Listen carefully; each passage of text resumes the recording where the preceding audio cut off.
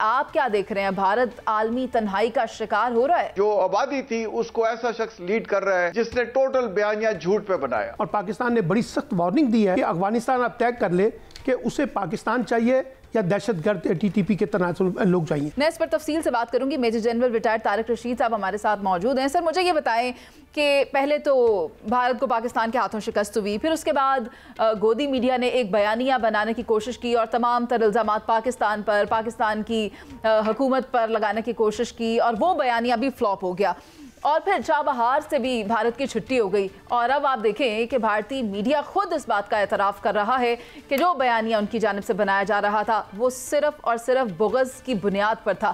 تو آپ مجھے بتائیں کہ آپ کیا دیکھ رہے ہیں؟ بھارت عالمی تنہائی کا شکار ہو رہا ہے؟ بالکل میں اس پہ آتا ہوں، بٹ اس سے پہلے جو بات ہم کر رہے تھے پاکستان کی معیشت کی اور ریفارمز کی، اس پہ میں تھوڑی سی بات کرنا چاہتا ہوں۔ اب اس میں دیکھیں کہ جہاں تک پاکستان کی معیشت ہے، اب دیکھیں پاکستان ایسا ملک ہے جس کی 70% آبادی ایگریکلچر سے جڑی ہوئی ہے۔ یہاں کچھ ہو جائے یہاں کے لوگ کبھی بھوک سے ان کو سامنا نہیں کرنا پڑے گا۔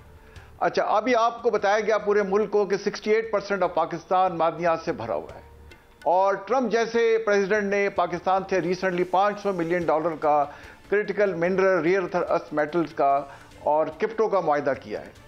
تو پاکستان تو مطلب it's a land of opportunities. صرف ہماری جو ہے پالیسی کی وجہ سے ہمیں ریفارم سے زیادہ اکاؤنٹیبلٹی کی ضرورت ہے۔ ہم پہلے دیکھیں چینی گندم ایکسپورٹ کر دیتے ہیں اور بعد میں امپورٹ کر لیتے ہیں۔ تو ریفارم سے زیادہ جو سلمان صاحب بات کر رہے تھے میں ان سے اتفاق کرتا ہوں، بٹ میں ساتھ یہ ایڈ کرنا چاہتا ہوں کہ ریفارم کے ساتھ ہمیں اکاؤنٹیبلٹی کرنی چاہیے۔ دیکھیں پاکستان کی فوج کا مضبوط کیوں ہے؟ کیونکہ وہاں میرٹ ہے اور وہاں اکاؤنٹیبلٹی ہے۔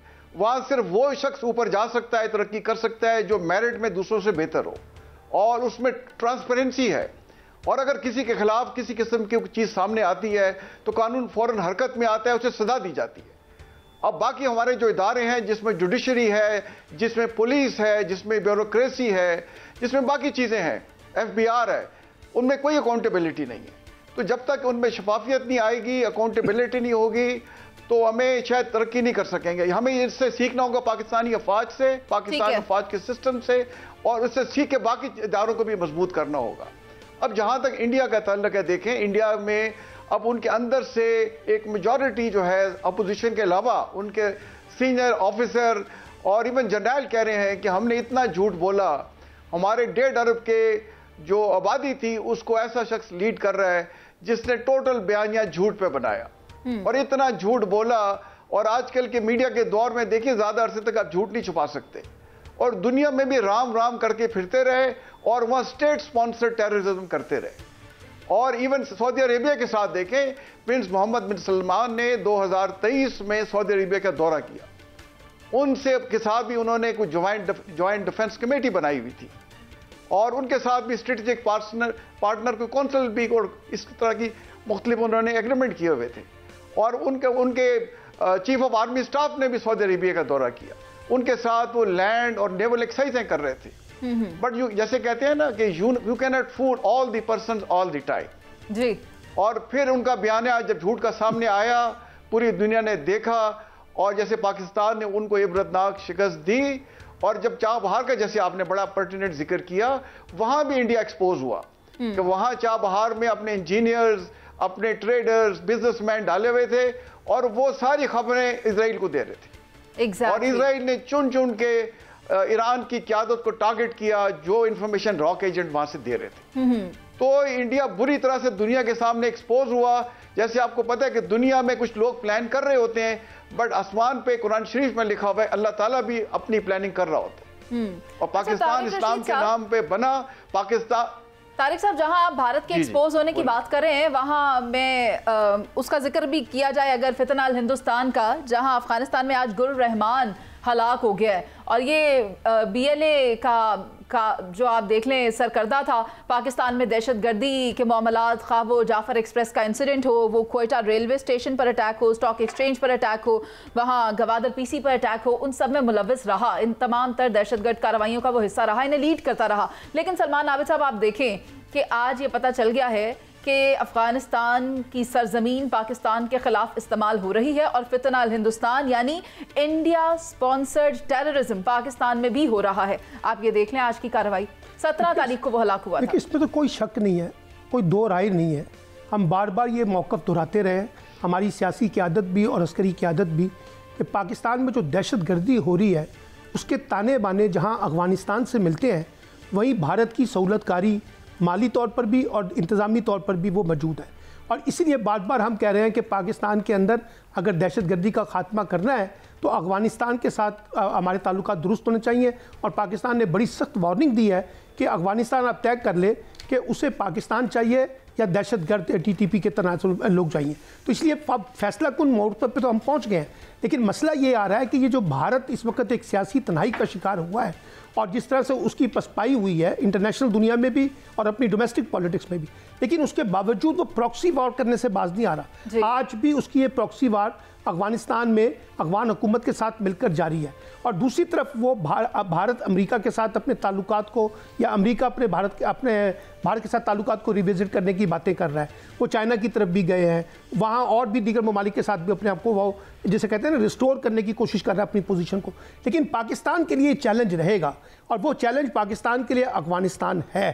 اور یہ جو ابھی خواجہ آصف صاحب نے بھی ایک بیان جاری کیا ہے کہ جی افغانستان پاکستان کا دشمن ہے, اگر ہم اب مجھے نہیں پتہ یہ بنیادی طور پہ خواجہ آصف صاحب کی اپنی سٹیٹمنٹ ہے یا پاکستانی حکومت کی سٹیٹمنٹ ہے, کیونکہ یہ بڑے واضح طور پہ میں آپ کو بتاؤں پھر اگر اس کا مطلب یہ ہے کہ اگر ہم ان کو دشمن کہہ رہے ہیں تو ہمارا ایک اور ڈیڈ لاک پیدا ہو جائے گا افغانستان کے ساتھ. وہ جو نیگوسیشن کی ساری گفتگو ہو رہی تھی اور جو بات چیت کی بات چل رہی تھی جو اسحاق ڈار صاحب کر رہے ہیں وہ پھر ڈیڈ لاک کا شکار ہو جائے گا. تو اس لیے ہمیں تو چیلنج ہے, افغانستان کی طرف سے بھی ہے اور بھارت کی طرف سے بھی ہے. اب ڈیپینڈ یہ کرتا ہے کہ اس میں عالمی قوتیں خاص طور پہ امریکہ اور چائنا وہ کیا رول پلے کرتی ہیں. اور اب اگر امریکہ یہ انسسٹ کر رہا ہے کہ وہ بگرام اسپیس ایئر بیس جو ہے وہ لینا چاہتا ہے تو اس کا مطلب ہے کہ پھر ایک اور سچویشن ہمارے لیے کریٹ ہو جائے گی اور وہ ہمارے لیے بھی مشکل پیدا کر سکتی ہے.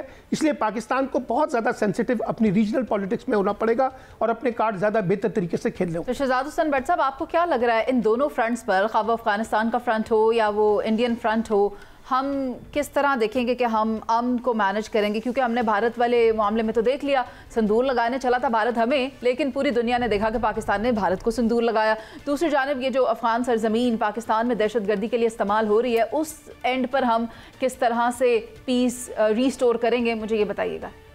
جی منیزے, بڑا شرارتی سا سوال ہے آپ کا سندور کے حوالے سے, لیکن اس کا جواب دیتے ہیں. لیکن انڈیا کو اس کے بیانیے میں جو شکست میں سمجھتا ہوں نہیں ہوئی, وہ بری طرح پٹ گیا ہے. سوال یہ ہے حقیقت میں اب علاقے کا چودھری جو ہے نا وہ بھارت نہیں رہا. جو لوگ پہلے کہتے تھے اور بھارت سے جنگ نہ کرنا, اور بھارت بہت تگڑا ہے اور بھارت کی آبادی زیادہ ہے, اس کے پاس اسلحہ بہت زیادہ ہے, اب یقین کریں وہ لوگ منہ چھپاتے پھر رہے ہیں کہ ان کے ساتھ ہو کیا گیا ہے. پوری دنیا نے تسلیم کیا ہے. ہم بھارتی میڈیا کی طرح نہیں ہے ایویں شور ڈالنا شروع کر دے, فیکٹس اینڈ فگر پہ بات کرتے ہیں اور اس کو پوری دنیا نے تسلیم کیا. اب سوال جو آپ نے بات کی ہے سندور کی, سندور جو ہے وہ لال رنگ کا ایک پاؤڈر ہے جو ماتھے پہ لگاتی ہیں خواتین, جو ہندو خواتین ہیں.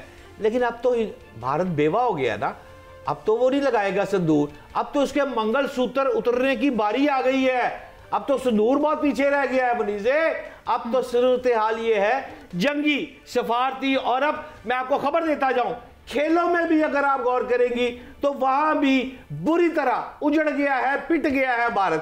ہوا کیا ہے, کھیلوں میں انٹرنیشنل اولمپکس کمیٹی IOC جس نے آپ کو اولمپکس کھلوانی ہوتی ہے, اس میں اس نے واضح طور پر, میں آپ کو 2 لائنیں پڑھ دیتا ہوں, رپورٹ میں بھارت کا نام تو اس نے لیا لیکن اس نے کہا کہ اگر اس کو جدا کرنا پڑے گا سیاست کو اور کھیلوں کو, ایشیا کپ جیسے ایونٹ میں ہینڈ شیک تنازع کے ذریعے کھیل کے جذبے کو مجروح کیا اور کئی مواقع پر سیاسی بنیادوں پر کھیلوں میں مداخلت کی ہے, یہ الزام سیدھا بھارت پہ اوپر لگایا جا رہا ہے. کھیلوں میں بھی ناکام ہو رہا ہے اور اس کی جو خواہش ہے کہ اولمپکس کی میزبانی کا بھارت خواہش مند ہے, وہ اب پوری نہیں ہونی. اور آخری 2 باتیں صرف آپ غور کر لیں, ہر محاذ پر پٹنے کے بعد پاکستان جو ہے اس نے یہ ثابت کر دیا ہے کہ بھارت تو پٹ گیا, ہر محاذ پہ پٹ گیا, گل ختم ہو گئی پوری دنیا میں بھی. لیکن خبر دوں گا, خبر یہ ہے کہ پاکستان کی حکومت اور پاکستان کی فوج نے اس کو چیک کریں 24 گھنٹے پہلے کیا وارننگ دی ہے۔ وہ وارننگ یہ دی ہے کہ اس ملک میں بھی انتشار پھیلانے والوں کو کلیئر پیغام دے دیا گیا ہے کہ اب زیرو ٹالرنس ہے، اب ملک نے جہاز ٹیکسی نے اوپر جانا ہے۔ اس لیے باہر کو تو جواب دے رہے ہیں، ہم پوری دنیا کو دے رہے ہیں، لیکن ملک میں انتشار کرنے والوں کے لیے بھی پاک فوج اور حکومت نے زیرو ٹالرنس کی پالیسی اختیار کر لی ہے۔ اس لیے آخری تنبیہ ہے ان کو وہ بھی انسان بن جائے، ورنہ اب ان کو پھر پریشانی زیادہ ہو جائے گی۔ ٹھیک ہے، بہت شکریہ آپ کا شہزاد حسین بٹ صاحب۔ سلمان آپ اور ہمارے ساتھ پروگرام میں موجود تھے major general retire Tariq Rashid صاحب۔ آپ تمام کا بات یہی ہے کہ بھارت کی جانب سے جو کارروائیاں کی جا رہی ہیں فی الحال ہندوستان کی شکل میں آپ واضح طور پر دیکھ سکتے ہیں، لیکن پاکستان اس کا کاؤنٹر کس طرح سے کر رہا ہے آپ وہ بھی دیکھ لیں۔ پاکستان کی جانب سے آپریشن سینیٹائزیشن کیا جا رہا ہے اور جتنے بھی دہشت گرد ہیں ان تمام کو جہنم واصل کر کے ہی پاکستان میں امن بحال کیا جا سکے گا۔ ناظرین، پروگرام کا وقت ختم ہو گیا، مجھے اجازت دیجیے، اللہ نگہبان۔